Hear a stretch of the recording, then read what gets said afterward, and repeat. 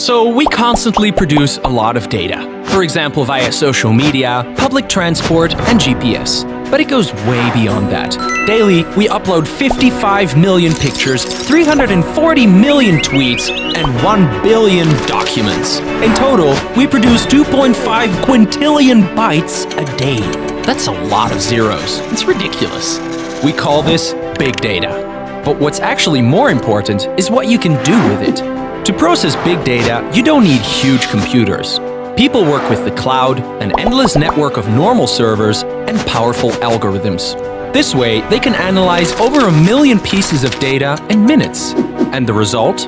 Well, for example, video streaming website Netflix analyzed the big data of their viewers, like popular shows and watching patterns. This way, they produced a successful series with the perfect combination of actors, directors, and storyline. Right now, the big data of traffic is being analyzed to develop a car that can drive completely accident-free all by itself. And in the future, we can even use the big data of DNA to determine the perfect treatment. This way, curing genetic diseases like cancer would become much easier. And that's just the start.